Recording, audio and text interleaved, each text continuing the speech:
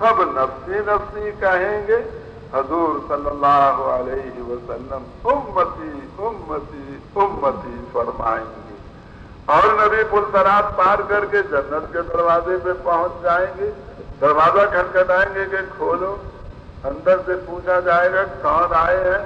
فلاں نبی آئے ہیں؟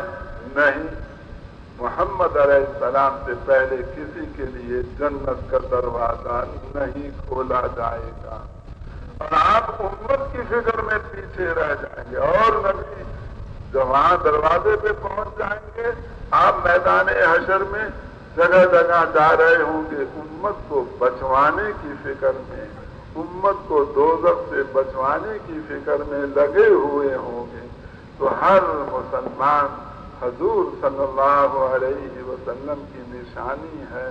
جو مسلمان کو تنگ کرتا ہے وہ حضور کے دل کو زخمی کرتا ہے۔ کس کے دل کو زخمی کرتا ہے؟ حضور کے دل کو زخمی کرتا ہے۔ حضور سے محبت کا تقاضا یہ ہے کہ حضور کے ہر امتی سے محبت کی جائے، ہر امتی کا اکرام کیا جائے۔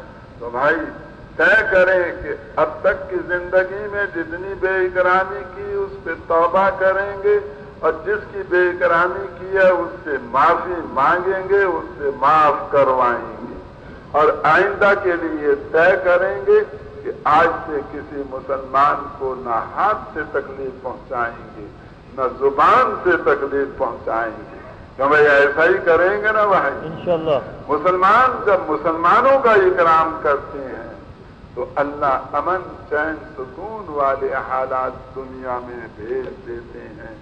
ایسے مسلمان ساری دنیا کے کافروں پر حاوی ہوتے ہیں۔ اب امت کی محبت کب آئے گی؟ جب ذاتی محبتیں سب ختم ہو جائیں، نہ قوم، قبیلہ، زبان، وطن، پیشہ، عہدہ، کوئی ذاتی تعلق باقی نہ رہے، سب سے تعلق توڑ کر ایک اللہ اور اس کے رسول سے تعلق قائم کیا جائے، پھر اپنے تعلق اور محبت کو حضور کے راستے سے چلایا جائے۔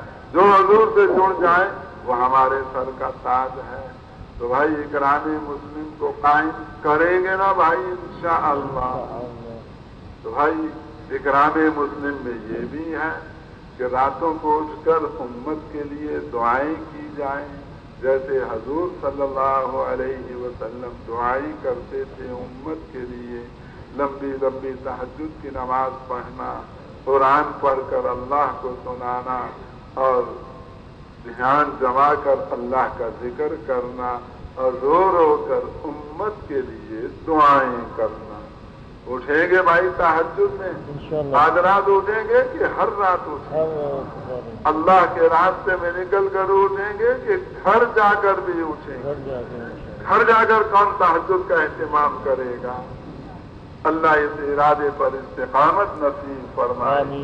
اور بھائیو آخری گزارش یہ ہے کہ رائے میں آنے کا، اللہ کے راستے میں نکلنے کا فائدہ یہ ہے کہ دین کے مٹنے کا غم نصیب ہو جائے، امت کا درد اور فکر پیدا ہو جائے۔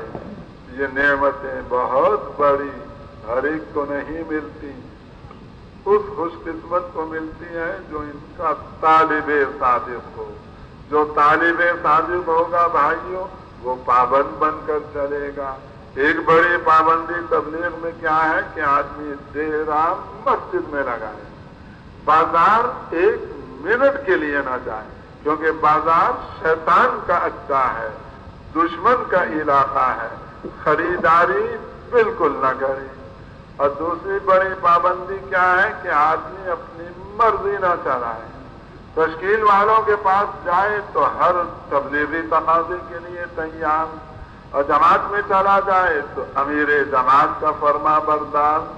اور تیسری بڑی پابندی کیا ہے کہ آدمی ذاتی اور جسمانی تقاضے قربان کرے، اجتماعی اعمال کا پورا اہتمام کرے۔